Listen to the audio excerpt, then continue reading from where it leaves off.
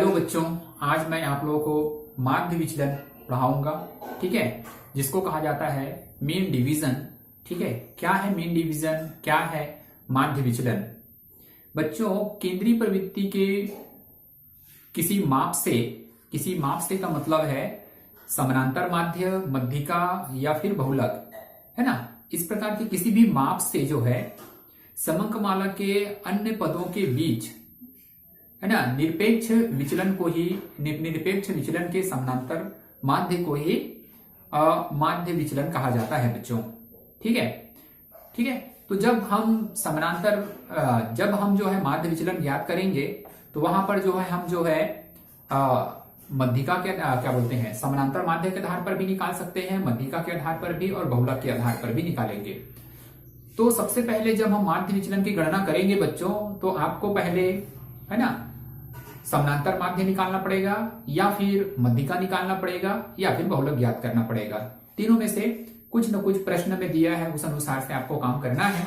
नहीं दिया है तो किसी भी केंद्रीय प्रवृत्ति के कोई भी माप को आप ले सकते हैं, चाहे माध्य, है ना, समानांतर माध्य, मध्यिका या बहुलक। तो आपको पहले यही ज्ञात करना है और ये ज्ञात करने के बाद जो है पदमाला के, है ना, पद मूल्य के जो और भी जो पदे हैं बच्चों, उसके साथ आपको अंतर निकालना है, जिसको डी बोला जाता है, डिवीजन निकालना, विचलन निकालोगे। और इस विचलनों का जो धन में आए चाहे ऋण में आए, ठीक है, वहां पर आपको उस धन और ऋण को ध्यान में नहीं देना है। ठीक है, केवल अंतर को ध्यान में रखना है और उस अंतर का आपको फिर योग करना है। योग करने के बाद जो है जितने भी आवृत्ति होंगी या फिर जो है पदों की संख्या होंगे, उससे आपको भाग देना है और पदों के संख्या से भाग देने के पश्चात जो है जो मूल्य हमें प्राप्त होगा वही जो है माध्य विचलन कहलाएगा। ठीक है बच्चों, तो इसके लिए मैं आपको सवाल बताऊंगा और आपको तीनों कंडीशन में, चाहे वो तीनों माप, केंद्रीय प्रवृत्ति के तीनों माप, जिसमें समानांतर माध्य, मध्यिका और बहुलक, है ना, तीनों के आधार पर, है ना, हम विचलन निकालेंगे और विचलन निकालने के बाद समानांतर माध्य की गणना करेंगे। तो आपको मैं तीनों को समझाने वाला हूं। ठीक है बच्चों, तो देखिए बच्चों, आपके स्क्रीन पर एक प्रश्न जो है ना, आ रहा है, जिसमें लिखा है निम्न आंकड़ों की सहायता से समानांतर माध्य एवं मध्यिका से माध्य विचलन तथा इसके गुणांक ज्ञात कीजिए। ऐसे प्रश्न में कहा गया है, जिसमें दिया है पद क्रमांक, है ना, 1 से लेकर के 10 तक है और पदों है 50, 65, 66, 100, 102, 137, 158, 182 और 190। ठीक है बच्चों, इस सवाल को हम जो है समानांतर माध्य के आधार पर मध्यिका और मध्यिका के आधार पर, है ना, माध्य विचलन और क्या बोलते हैं बहुलक के आधार पर माध्य विचलन, तीनों कंडीशन में हम इसकी माध्य विचलन की गणना इस क्वेश्चन को करेंगे।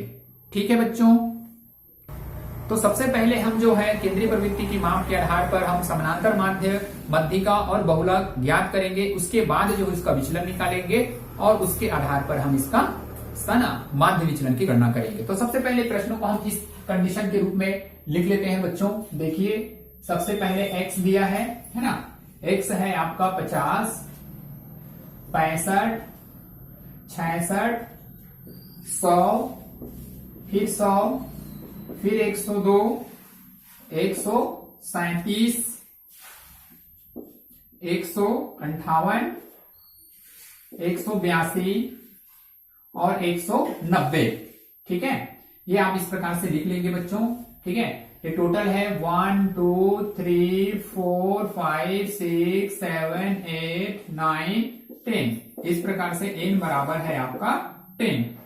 ठीक है, अब यहां पर जो है हम सबसे पहले जो है ना, क्या निकालते हैं बच्चों, यहां पर हमको जो है क्या निकालना पड़ेगा, dx बार, फिर निकालेंगे dm, फिर निकालेंगे dj, है ना, dx बार मतलब है ना समानांतर माध्य का विचलन, dm का मतलब है मध्यिका से विचलन और j ना dz का मतलब है बहुलक से विचलन। ठीक, तो सबसे पहले इस सवाल के आधार पर हम क्या ज्ञात करेंगे, सबसे पहले x बार ज्ञात करेंगे और x बार बराबर क्या होता है, x बार बराबर होता है सिग्मा x अपान n।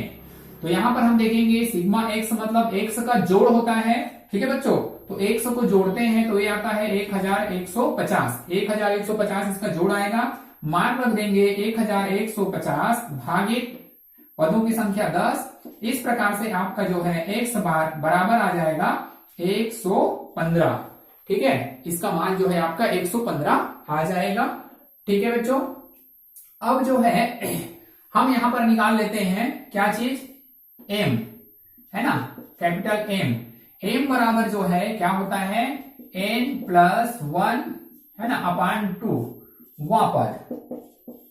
तो यहां पर हम देखेंगे बच्चों, ठीक है, तो कितना आ रहा है 10 धन 1 भागित 2 बराबर 11/2 बराबर 5.5, है ना, वहां पर देख रहे हैं 5.5 वहां पर आ रहा है।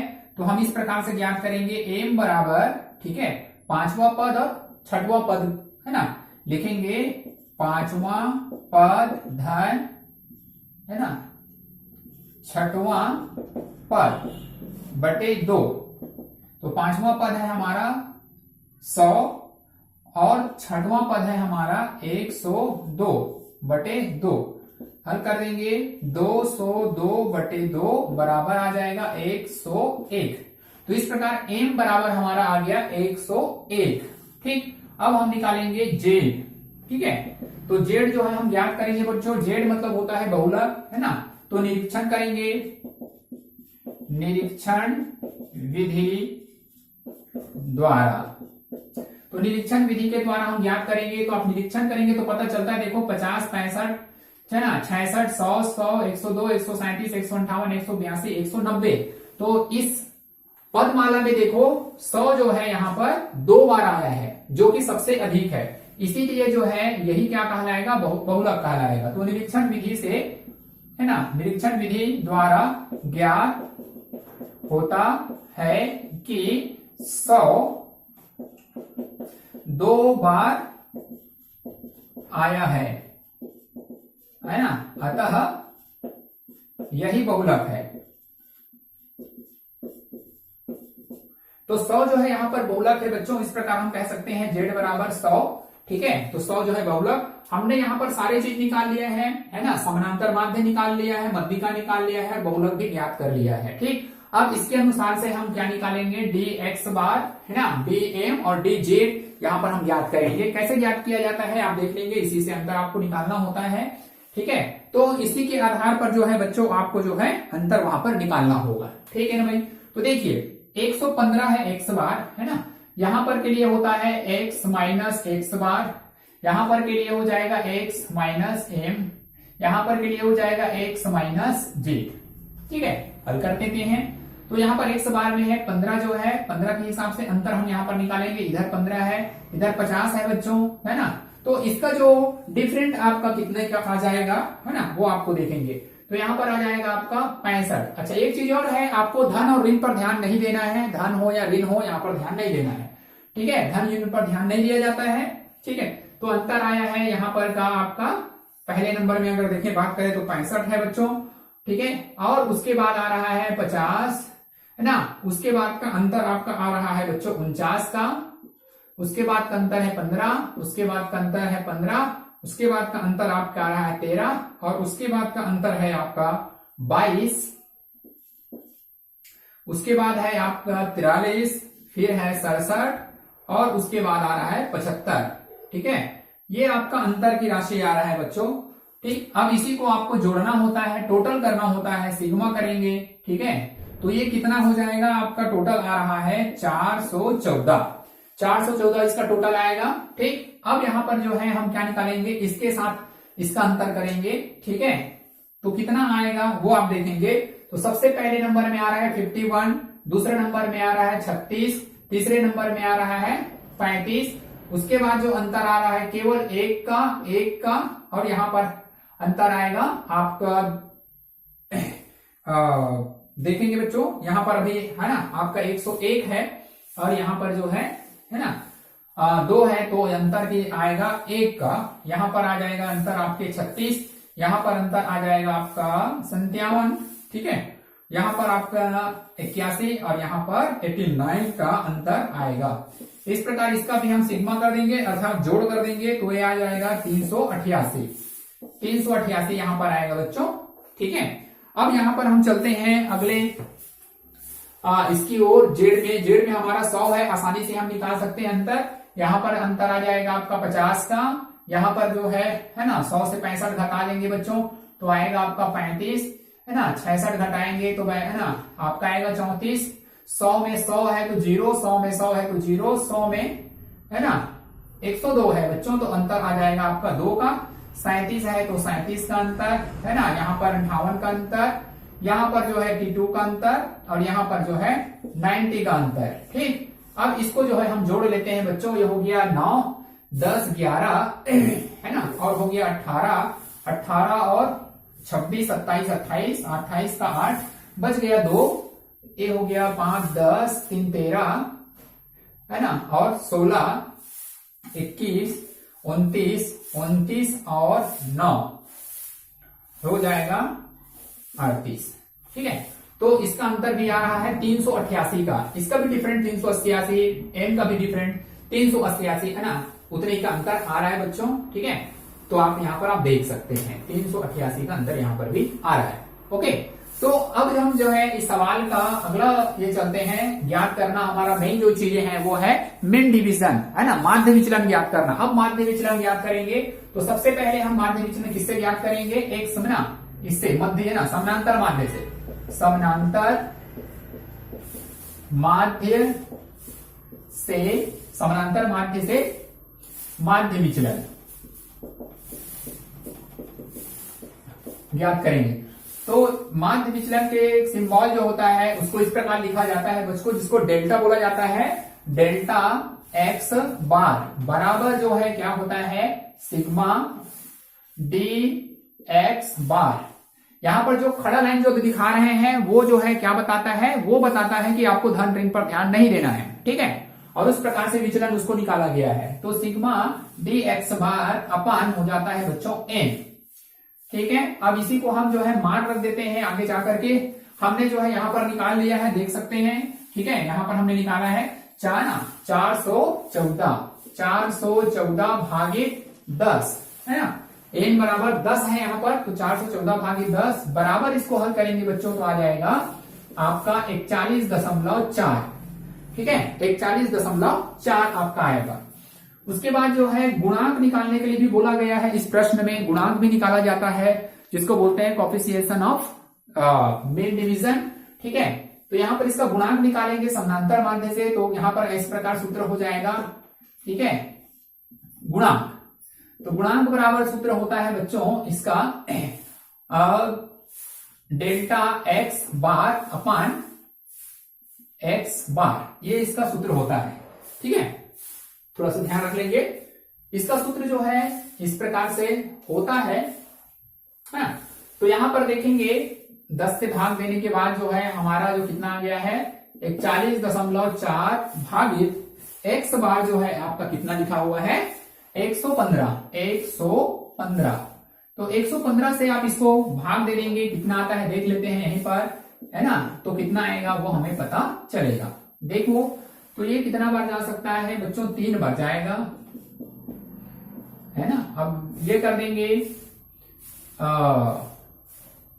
ठीक है ना। यहाँ पर एक दशमलव है, ये भी थोड़ा सा ध्यान रखना है। घटा देंगे तो कितना आएगा? यहाँ पर आएगा 9, 10 में से 6 और ये 0 पॉइंट करेंगे, 0 कर देंगे बच्चों। अब कितना बार जाएगा आप देख सकते हैं, यहां तक 6 बार जाएगा, है ना। 6 पंचे 30 का 0 बच गया 3, 6 कम 6 7 8 9 और 6 कम 6, इस प्रकार से ये कट गया, ठीक। तो ये आपका आया है, ठीक। लेकिन यहाँ पर दशमलव है तो दशमलव होने के कारण दशमलव हट के इधर आ जाएगा, तो यहाँ पर आएगा 0.36।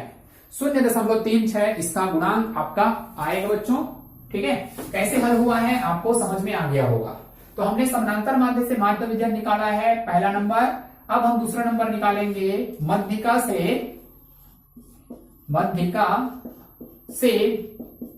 माध्य विचलन।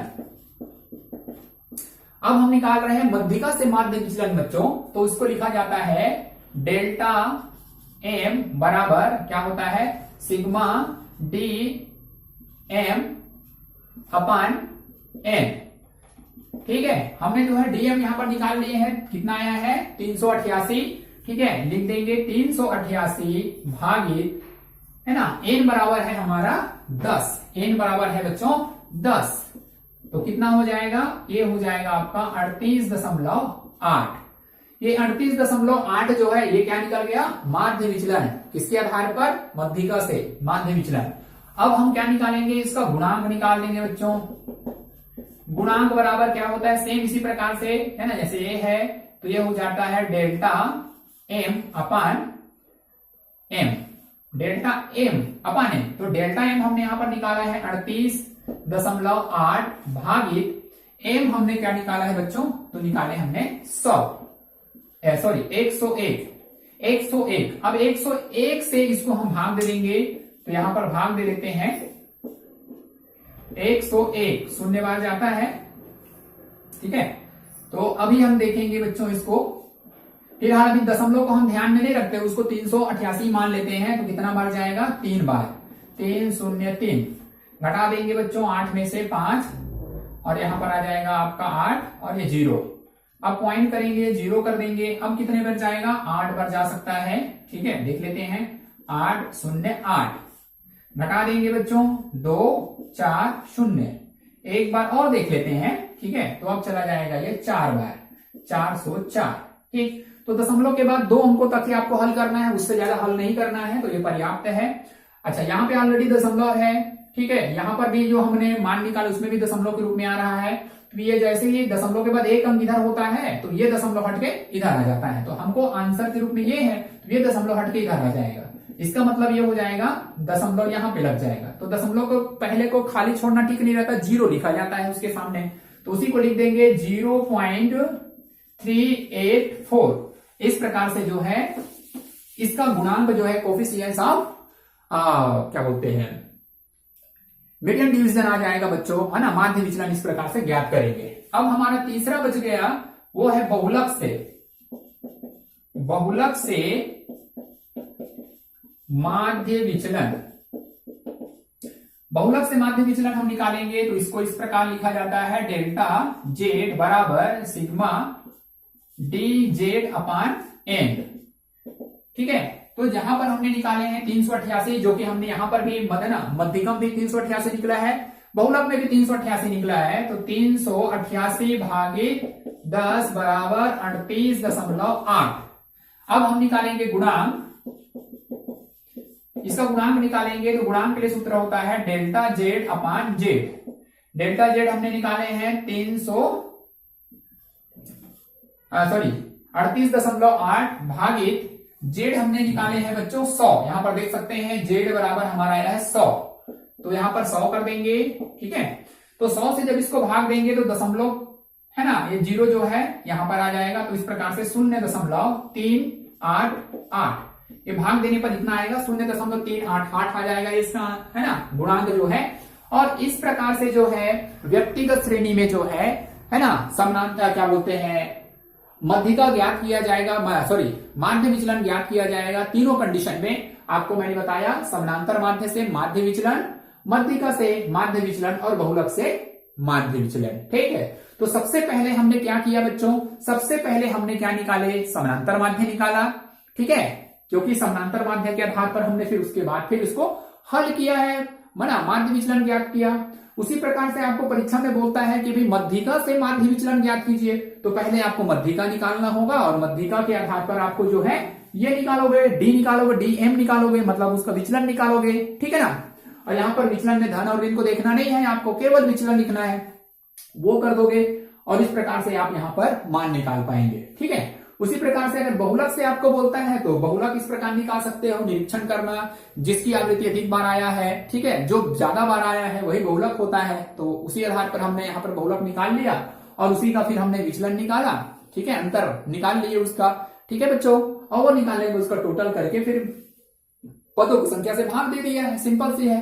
ठीक, फिर उसका गुणांक तो फिर इजी है। तो इस प्रकार से जो है ना इसको ज्ञात किया जाता है। ठीक है ना भाई, माध्य विचलन की गणना किया जाता है। तो ये था आपके व्यक्तिगत श्रेणी का प्रश्न। ठीक है, आने वाले वीडियो में मैं जो है आपको खंडित श्रेणी और अखंडित श्रेणी का प्रश्न बताऊंगा। लेकिन यहाँ पर मैंने समानांतर माध्य से माध्य विचलन, मध्यिका से माध्य विचलन, गुणना बहुलक से माध्य विचलन ये निकालना सिखाया है। लेकिन वहां पर मैं जो है ये सारी चीज नहीं बताऊंगा, लेकिन जो है वहां पर अलग है ना, एक एक को बताऊंगा। हो सकता है वहां पर मध्यिका से निकाल दूं, बहुलक से निकालूं या समानांतर माध्य से निकालूं, ऐसे मैं निकालूंगा। कोशिश ज्यादा करूंगा पहले नंबर समानांतर माध्य और मध्यिका से ही, क्योंकि इसका ही ज्यादा है ना, इसमें यह होता है। बहुलक में थोड़ा सा है ना कम रूप से उदाहरण आपकी इसमें दिया है, तो मैं ये दोनों को ज्यादा बता दूंगा। तो ठीक है बच्चों, आज के क्लास के लिए बस इतना ही। ओके।